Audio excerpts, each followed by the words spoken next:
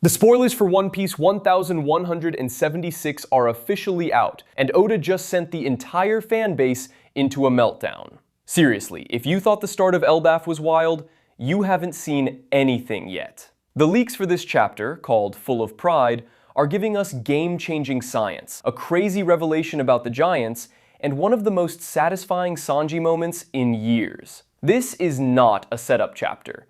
This is an explosion of payoffs and brand new mysteries that will change how we see the Giants and Vegapunk's tech forever. We have so much to get into, from a wild new upgrade for Franky to the terrifying truth behind the Domi Reversi curse. Let's just jump right into the insanity of the One Piece 1176 spoilers. The chapter kicks off right in the middle of total chaos on Elbath. Spoilers show a school completely engulfed in flames. It's pure pandemonium. Nami, trying to get things under control, tells Zeus to make it rain, but things go from bad to worse.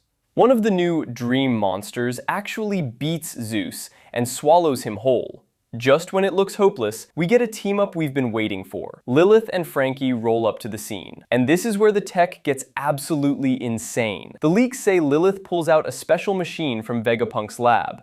The spoilers are calling it the Omni Drain Converter, or ODC. This thing is pure genius. It's a machine that literally sucks up energy from the environment. On an island like Elbaf that's overflowing with energy, and at a school that's literally on fire, it's the perfect tool. Lilith fires up the ODC, and in an unbelievable display of power, it drains all the heat from the fire, instantly putting it out and even freezing the entire school to make sure it doesn't start again. This is a huge moment. First, it's a massive flex for Lilith. She's not just a scientist in a lab, she can use Vegapunk's craziest, most reality-bending tech in the middle of a battle. She turned a total disaster into a win.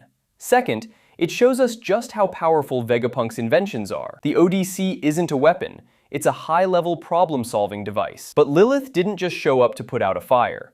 All that energy she absorbed has to go somewhere, and what she does with it is about to be a complete game changer for one of the Straw Hats. Okay, Franky fans, get ready because this is the part you've been waiting for. After absorbing all that fire, Lilith uses the Omni Drain Converter to turn that raw power into a new fuel source that spoiler accounts are calling Super Heavy Cola.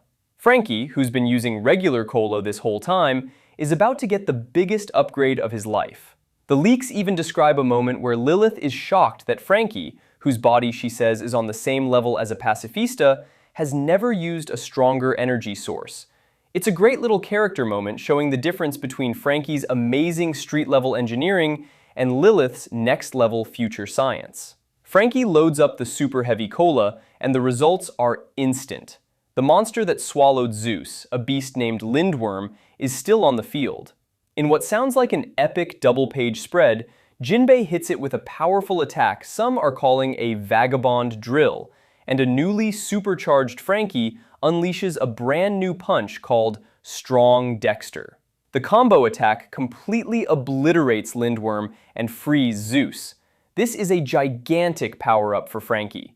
It's not a new robot or a new cannon, it's an upgrade to his core power source, which means every single attack he has is now on another level. Creating Super Heavy Cola is classic Oda.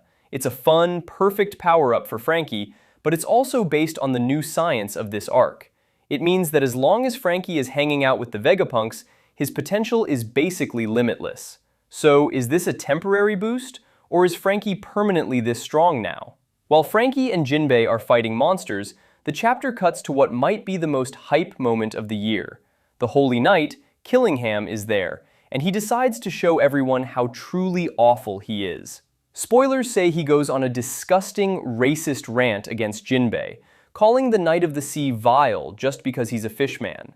He even says he's glad he wears a helmet so he doesn't have to breathe the same air. And we all know Sanji's code.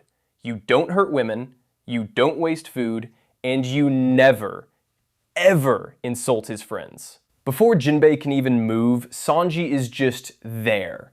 The leaks say he appears right in front of Killingham, filled with cold rage, and tells him he's about to get punished. In what will be one of the most clipped panels of the year, Sanji delivers a kick so unbelievably powerful, it shatters Killingham's helmet to pieces. Some summaries are calling the attack concasse, a brutal, direct hit that shows just how furious he is. This is pure Sanji.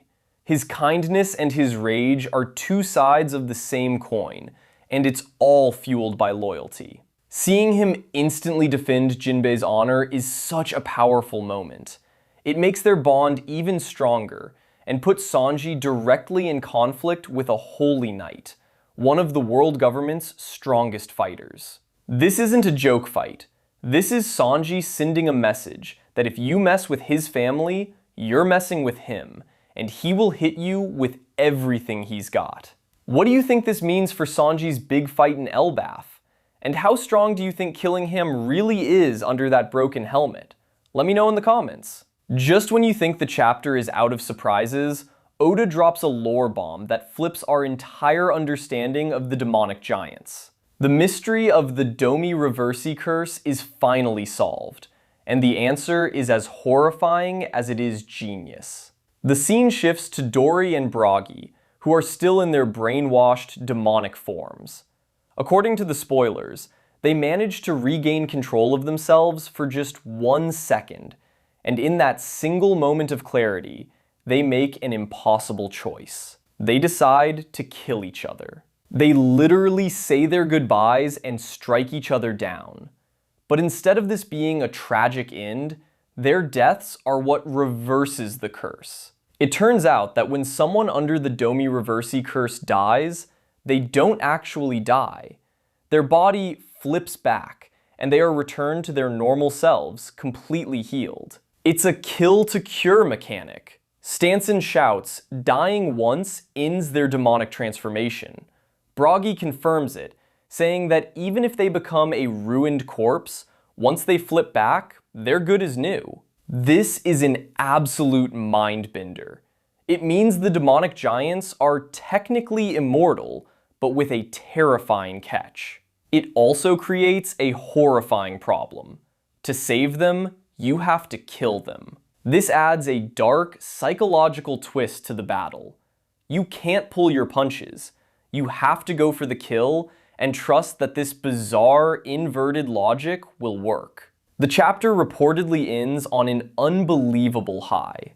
With Dorry and Brogy back to normal, we get a final amazing double-page spread.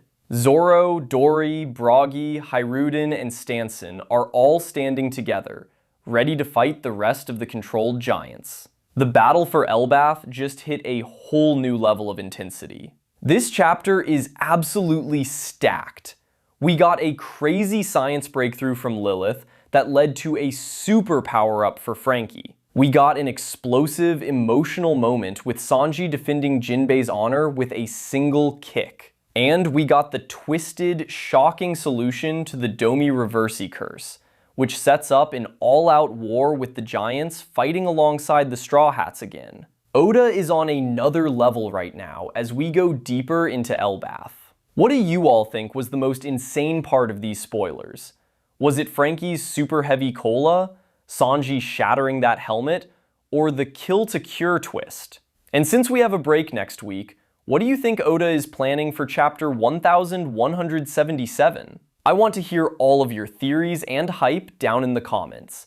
I can't wait to see what you guys think.